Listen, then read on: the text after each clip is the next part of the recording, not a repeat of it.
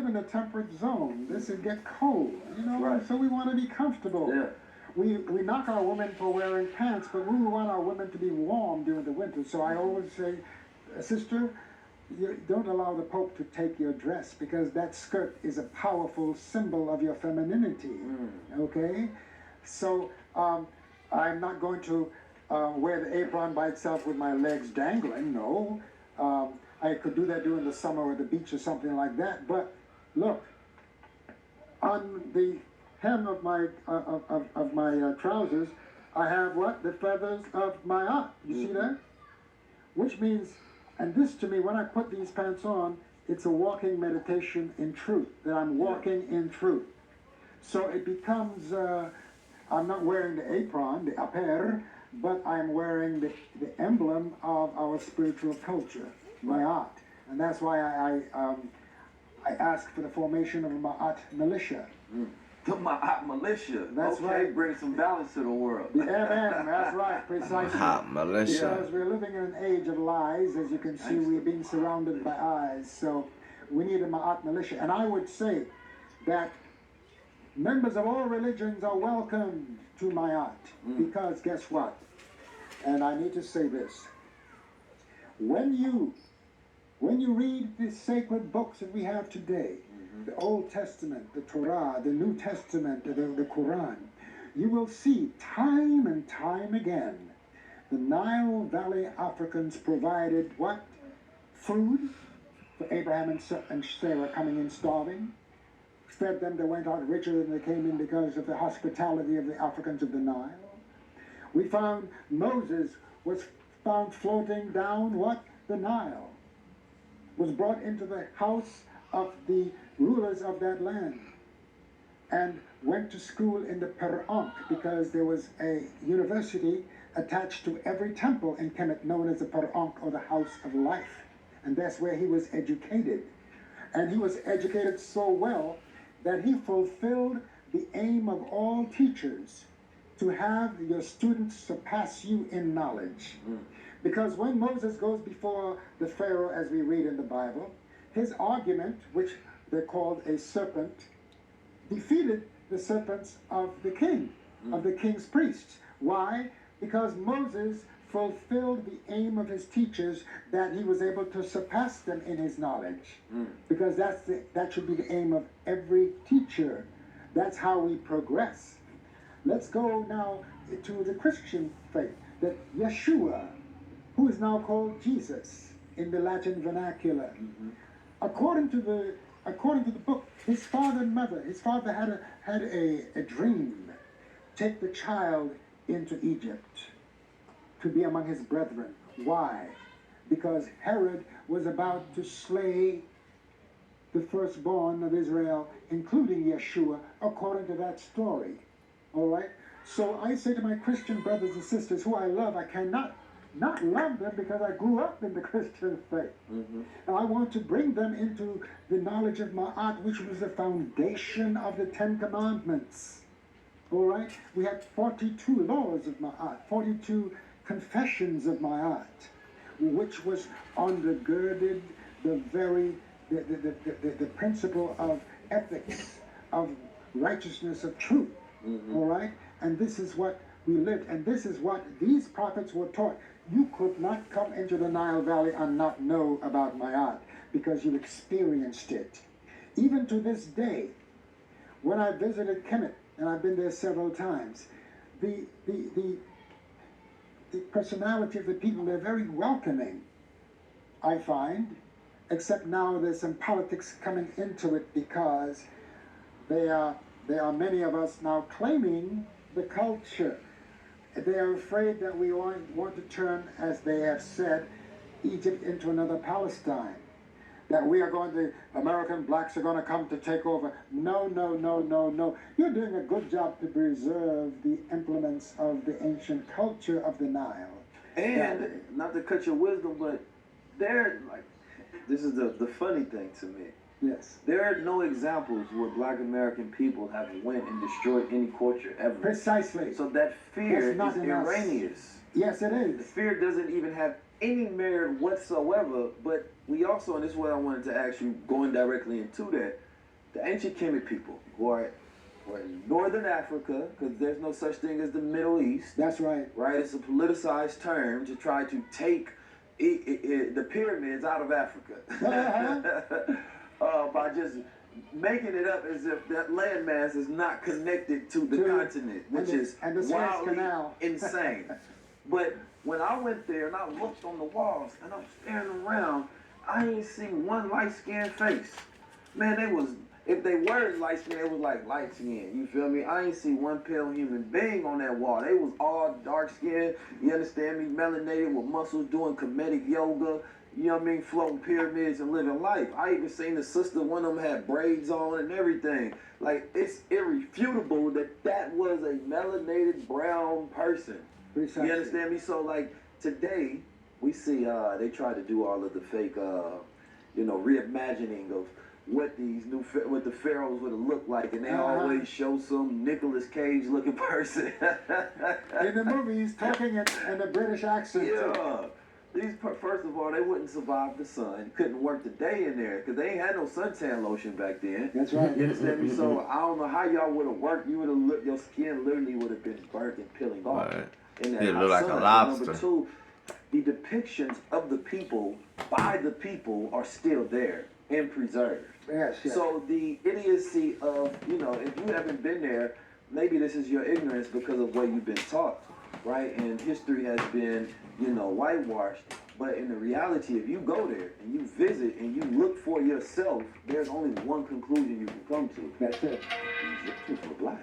The chemists, the builders of the pyramid were black. That's simple. Well, I'm going to say this. I would say to my brothers and sisters, you better hurry up, because some of the Egyptians, I call them Egyptians because many of them are foreigners, they are now chipping away some of the figures on the temple walls. They're also using pink paints to replace the color of the skins of what you will see on the temple walls. Too late, it's documented. I've been there. It is. I already told people that what they look like. It's too late. Y'all can repaint all you want to. That's right. But we know the original color. Right. It's just like on the planet Earth. You can try to repaint history, but you can only go so far back. Because when you go far back, you go far black. I got a question for you, man. With modern technology now, language changes, right? Sure it does. And the way we're using language, like we use emojis. And if you're not sick of it, then there's a problem. Emojis to be the new hieroglyphs. Well, as long as we have the input and not just rely on others to create our emojis, that we should create our own that describes what we are about, rather than just signing on to what we are given. Because we always take what people give us, come on, man. Yes, and we need to do our own thing. Right. That'd be dope if we had all hieroglyph, Precisely. right, emojis, and it represented principles and things. We ain't got none of that. Well, you see, the thing is this: we had better hurry up, because the government of Egypt have mandated that all of their children from the 4th grade to the 12th grade are going to become proficient in the Medunetter.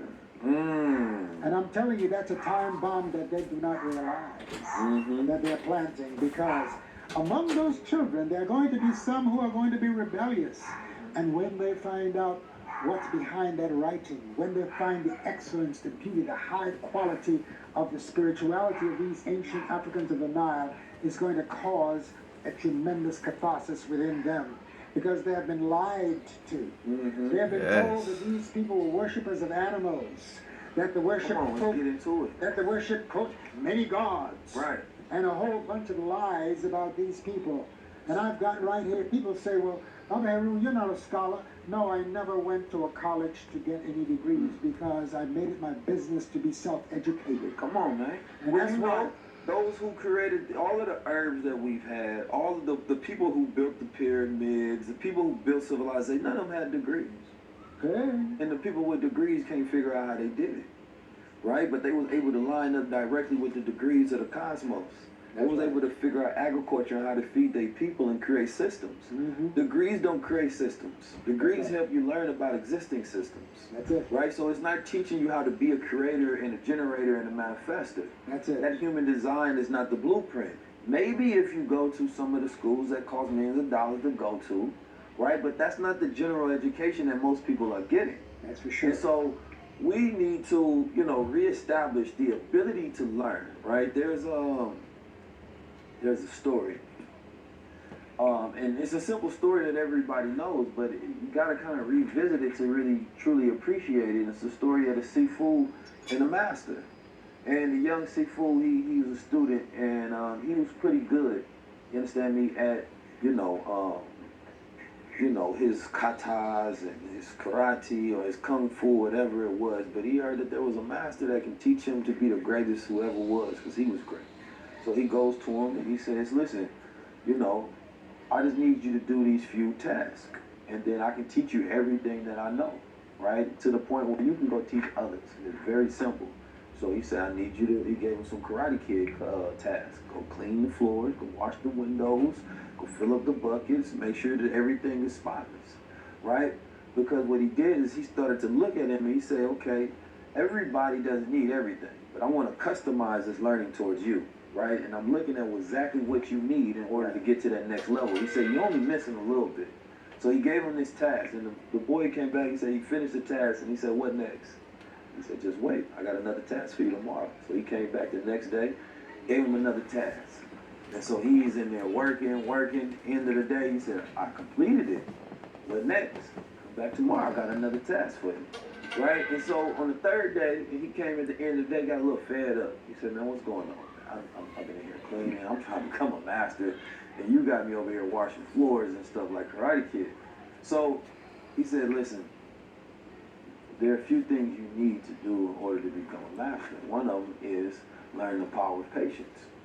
He said, I noticed that you were very impatient, so I gave you tasks that will allow you to become patient, right? Now I want you to go back in there because you have not learned the lesson that you need in order to become a master. He said, in these ordinary tasks, there's a lot of wisdom. They can teach you focus, they can teach you patience, they can teach you strength and growth. And if you learn these things, because you already have the skill, but this is what you're missing in order to become the master. He said, you can shoot an arrow on the ground and you can hit it every single day. He said, the difference is I can do that same thing, but I can do it on a shaky branch, standing tall, right? You can't do that same thing. You can only operate, right, in a space where you're on the ground and it's not chaos and you're not emotionally stirred.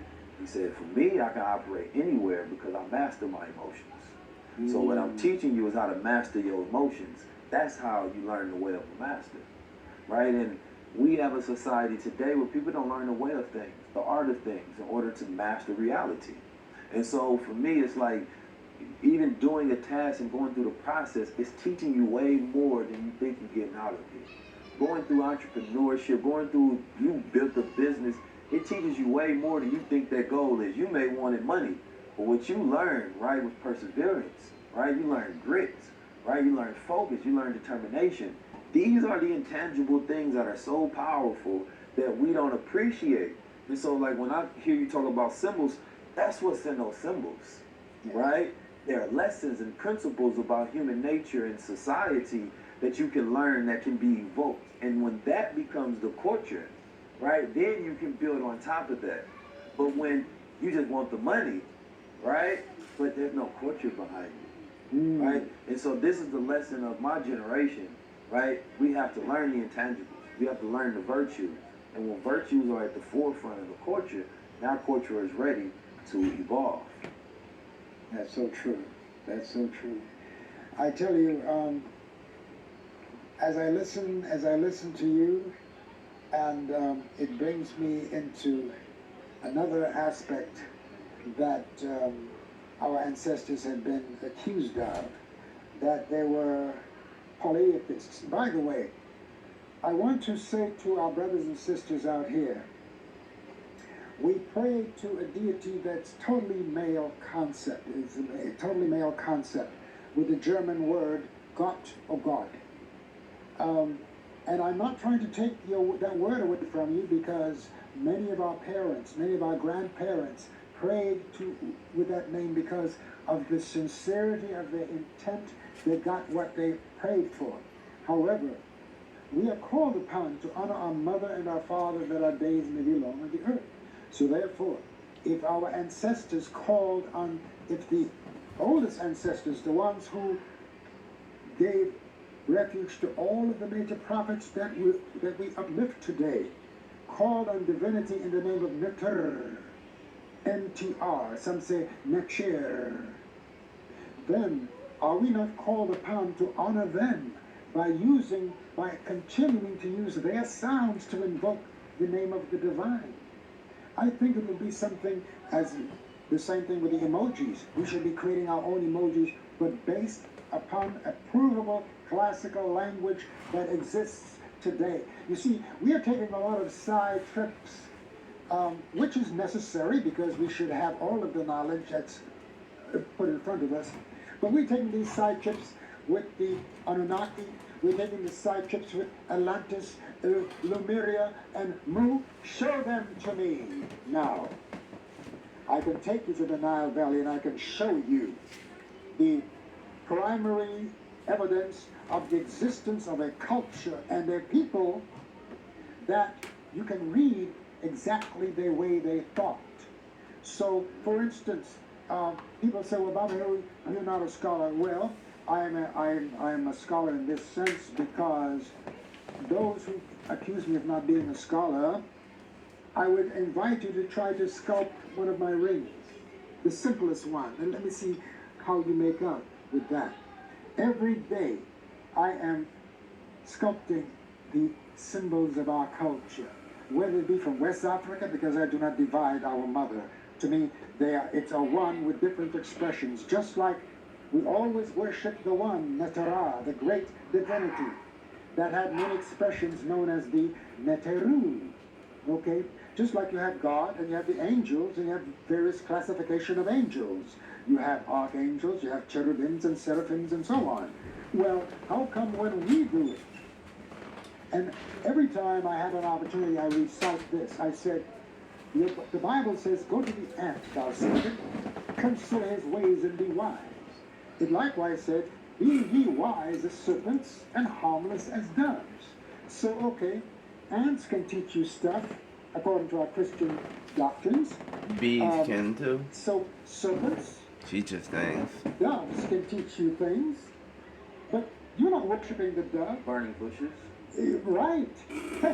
You're not worshiping this. Well, the Rasta may have a question I about just spoke that. on burning. They on that kush. They on that kush. They got that burning bushes. That's what's Right. happening. Oh yes, Moses must have seen yeah. something in that Holy very smokes. bush. You hear something else by 19, I tell you, boy. See, one thing about an ant, ants don't have So I'm lungs. saying the time has come for us to be originators They're again. too Not little. just take what is flung at us, To create like lungs. they flung the word Negro at Don't us. have any We lungs. accepted that, and then we changed it. We flung the word African American. We took that, we changed it. We finally settled on black. We and these terms. And I'm saying that we still have more mountains to climb. Right. Back to our true nature.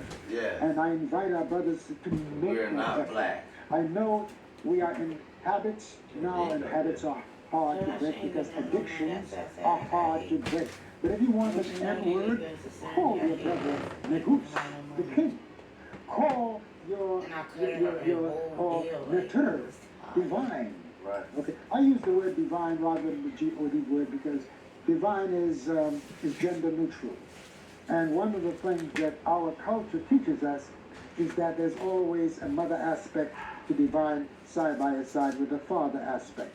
Don't forget that even on the earth plane, the principle of Ast and Asar, both their names have a throne in their names. She has the throne and a loaf, symbolic of what? Provision, symbolic of food, a breast. Matter of fact, the T determinative of the feminine in the Metuneter is looks almost like a breast. It's a mound. The king's name, Asar, has a throne and an eye. The eye is symbolic of creativity. So he creates the throne upon which he sits and upon which the mother sits. Why? Because the first throne of a child is the lap of his mother. Okay, because it has the same configuration. That step, it looks like a step. The footrest and the seat and the backrest. Okay, and that is exactly what our ancestors were trying to depict, and what we should once again reclaim. I'm not saying we should stop taking lessons from the Greeks because they have the elementary knowledge, but the fact is our ancestors did not teach that to them, because one of the priests of Kemetic told us so long that you Greeks are mere children. Okay, and so we have to go beyond the child phase to graduate once again the way our ancestors intended us for us to graduate from the houses of life, because the truth is life itself, and therefore we should pursue truth the way you brothers would pursue a woman. Okay. Pursue truth the way you pursue a woman. Oh man, boy, they did it like that. Right. Oh man, it'd be different. You see? Let me ask you. I had a thought process as you were speaking. When it comes to the symbols, right? Because the ancient Kemites and Egyptians, or whatever, they get, accused of, worshiping animals, right? Yes. Or worshiping the sun, things of that nature. So, where is the truth of that, and where is the misinterpretation, right? Because we know that these symbols are not, they are analogies, right? They are not meant to be taken as if we're worshiping a lion, right? Or we're worshiping a falcon. Right. So what is the true interpretation? The interpretation is in the quality of the energy we're speaking about. As you said, they're analogous. They're analogies to human process. When you say, well, he's as strong as a bull, okay? Because many of the kings took the title Ka, which a Ka was the bull.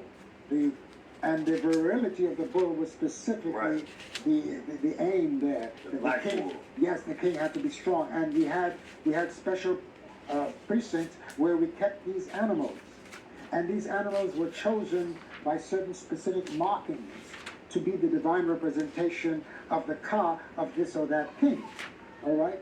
And so, in the same way, let me, people say you're not a scholar, so I'm going to read something here for you, brothers and sisters. And I'm reading from this book that all of you can get, by the way. They now call it the Egyptian Book of the Dead. And you know why they call it that? Because most of us are dead to the knowledge that's in here.